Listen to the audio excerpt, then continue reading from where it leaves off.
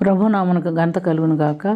యోబు గ్రంథము 22వ అధ్యాయము 18వ వాక్యములో భక్తిహీనుల ఆలోచన నాకు దూరమై ఉండును గాక అని ఎలీహు పలికినటువంటి మాటను మనం ధ్యానం చేసుకోబోతున్నాం. ఎవరు ఈ భక్తిహీనుడు అని మనం ఆలోచన చేసుకున్నట్లయితే, యోబు స్నేహితులు ముగ్గురు యోబును ఓదార్చడానికి వచ్చారు.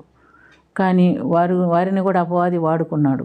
అందుని బట్టి వారు ఏమంటున్నారంటే, నువ్వేదో చేయరాని తప్పు చేశావు, నీకు ఇంత సడన్గా ఇన్ని శిక్షలు వచ్చింది, ఇంత కష్టం వచ్చింది, ఇంత బాధ వచ్చిందని యోబుతో వారు మాట్లాడుతున్నట్టుగా మనం చూస్తున్నాం. అయితే యోబుని గురించి దేవుడని యెహోవాయే అపవాదితో సాక్ష్యం ఇచ్చాడు. నా భక్తుడైన యోబుని చూసి అతడు యెహోవా యందు భయభక్తులు గలవాడు, యథార్థవంతుడు, నీతిమంతుడు, అతని వంటి వాడు భూమి మీద ఎవడనూ లేడు అని దేవుడే సాక్ష్యం ఇస్తున్నట్టుగా మనం చూస్తున్నాం.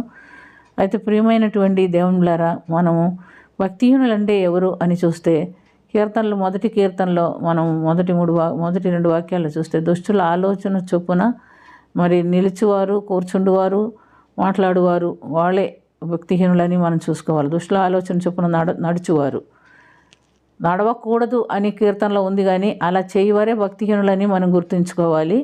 మరి వారు ఎలా ఉంటారంటే, వారు ఏం చేసినా వారు సఫలం కాదు, వారు గాలికి చెదరగొట్టు పొట్టువలే ఉందరు అని కూడా చూస్తున్నాం. కీర్తన 73లో 3 నుండి 12 వరకు చూస్తే భక్తిహీనుల గురించి రాయబడినట్టుగా మనం గమనిస్తున్నాం.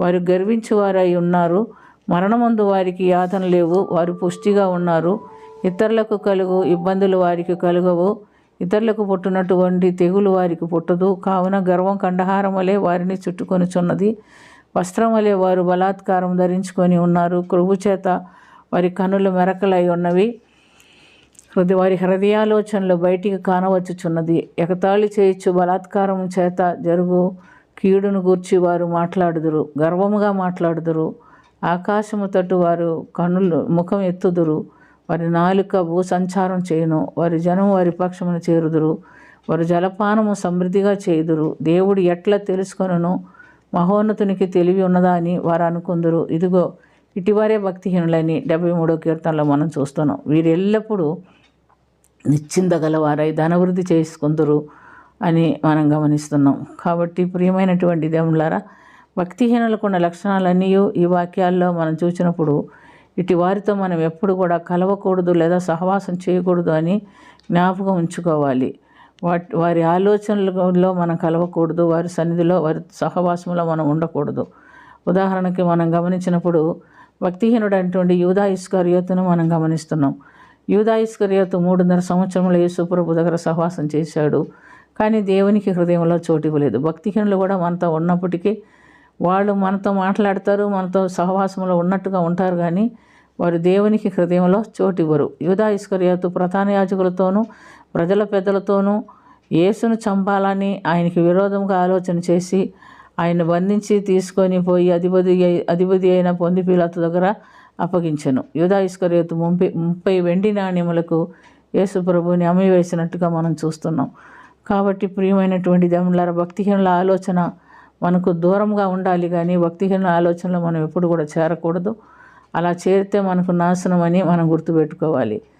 అందుకని ఇక్కడ ఎలీహు ఏమంటాడంటే, భక్తిహీనుల ఆలోచన నాకు దూరం అవునుగా. ఆయన మాటలు బాగానే ఉంది, కానీ యోబు భక్తిహీనుడు కాదు అనే సంగతి ఆయన తెలుసుకోలేకపోయాడు. అందుకనే దేవుడని యెహోవా ఏమన్నాడంటే, నా భక్తుడైనటువంటి యోబు మాట్లాడినట్టు మీరు మాట్లాడలేదు అన్నాడు. యోబులో భక్తిహీనత దేవుడు చూడలేదు, కానీ మీరు అనుకున్నారు. కారణం అపవాది.